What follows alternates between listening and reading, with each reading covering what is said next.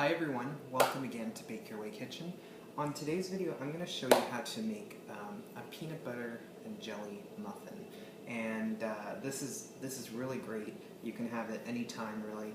It's super easy to make, and I'll just show you how simple and easy it really is.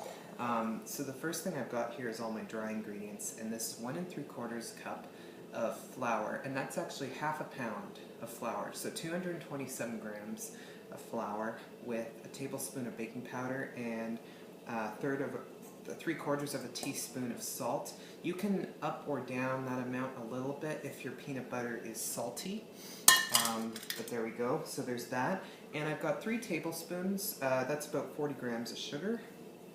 And what we'll do is give this a quick little, give that a quick little whisk till that is all combined. Then what we're going to do, and you can do this actually in a food processor, but I'm just going to do it by hand, using a pastry blender or fork and knife, or as I mentioned, a food processor you can pulse. We are going to be adding in 3 tablespoons, 3 tablespoons of butter. And this is softened butter, and it should be hard because it's going to be hard to incorporate if it is, as well as ½ a cup of peanut butter. That's 120 grams. I'm actually using natural cashew butter that I made from scratch.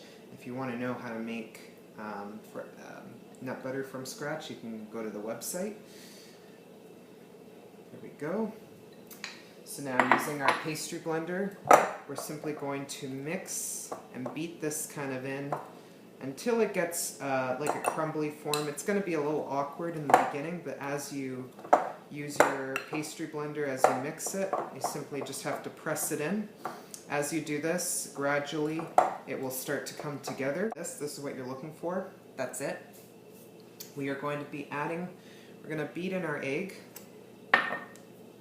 And it will be a little tough at first. And to help us out, we are going to be adding a cup of milk. And just add it gradually. It'll make it a little bit easier. I'm going to switch to my spatula. I think that'll be a little bit easier. So just start to kind of fold it in. We don't want to mix it too much. Just combined. So the egg and the milk are what kind of bind the dry ingredients, as you're going to see. I'm going to add in more milk.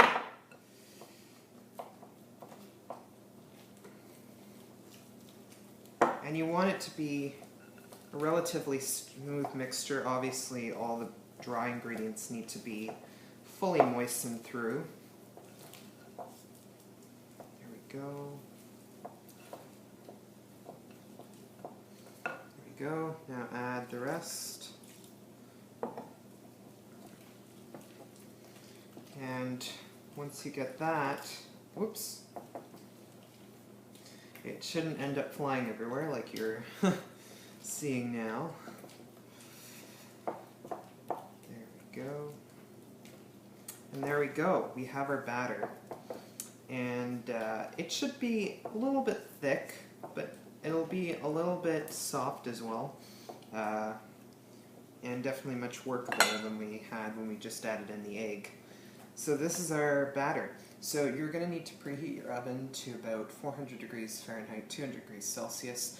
If you have a fan oven, I would recommend adjusting those down a little bit, so probably about 380 degrees Fahrenheit, about 190 degrees Celsius. And that is just because fan ovens tend to bake a little bit faster. I've got my batter here. I've got jelly, which I'll talk about in a second here. And I've got 12 this silicone mat, which is basically silicone muffin tins that are basically non-stick. So I lightly greased it still. But if you're using a muffin tin, butter it or grease it with a cooking spray or something.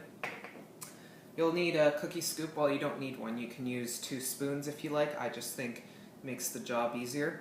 And basically you're going to distribute the batter evenly between the 12 muffin tins. And so simply just take a little bit of the batter and scoop it and just evenly distribute it to all of them. If you have extra, you have an option of either making an extra muffin if you want to wait for the batch to be done in the oven, or you can just top up the other ones. I have found with this one I do end up topping up some of the muffins because I do have a little extra. So I'll just finish filling this. I decided I was going to make about 10 instead of 12. I just added a little bit more into each of the muffin tins, and that worked out. So now the next thing is the jelly. Now for the jelly, there's several options. The one I'm using, you can use any jelly or jam or preserve that you want. I'm using this organic, just fruit, super fruit spread. What I find with a lot of store-bought jellies is that they contain high fructose corn syrup. And I'm very much against high fructose corn syrup. I think it's, I mean, some people say it's around just as bad as sugar, but I mean, sugar needs to be taken obviously in moderation, but I think that high fructose corn syrup, it just is more detrimental on the body, so I try to avoid it at all costs, even though it's in so many things. Anyways, so this one doesn't have that. So what I've got here is kind of a syringe, but you can use a piping bag. If you don't have a piping bag, if you take one of those plastic sandwich bags, you can cut off one of the tips, and put your filling in through there. So we're actually not going to be filling it after they're baked. We're going to be filling them before they're baked. And you're going to want to put about half a teaspoon in each one. So all you do, it'll leave a little bit of a marking, but it shouldn't be the end of the world. So you just poke it in, and then basically until you can see the top there. So you just finish doing it for each one. It will leave a little bit of a mark, but I think that's pretty nice. You don't want to fill it too much.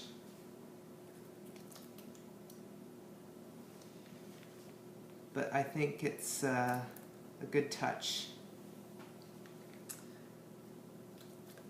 Oops. And having a little piping bag or a piping syringe, as I'm using, makes the job a lot easier. There we go, and final one. And I mean, you can fill them up as much as you want. I might just finish this one off a little bit. There. Alright, so there we go. So those are the muffins. So they need to go into a preheated oven, your 200-degree oven, and you're going to want to put it in for around 15-20 minutes, but what you're looking for is for the top to be golden brown. If you do a toothpick test, try to avoid right in the center where the filling is. Try to go along the outside because the jelly won't be dry if you put a hole right in the center. And anyway, so I'm going to put them in, and I'll show you what they look like once they're done. Alright, so as you can see, our muffins are now done, and don't they look fantastic? These are perfectly what you're looking for. They developed a nice golden brown color on the outside, and they look great. Now the question is, do they taste great? I'm just going to give one a try. I'll just break off a piece. Actually, I'll open one so you can see the inside. See, there you go. You got the filling in there. Now, I'll give this one a go. Ready?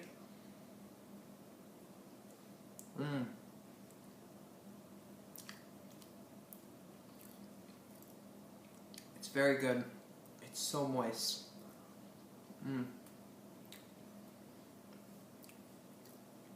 And that peanut flavor is really coming through. Anyway, I hope you enjoyed this recipe. Thank you for watching.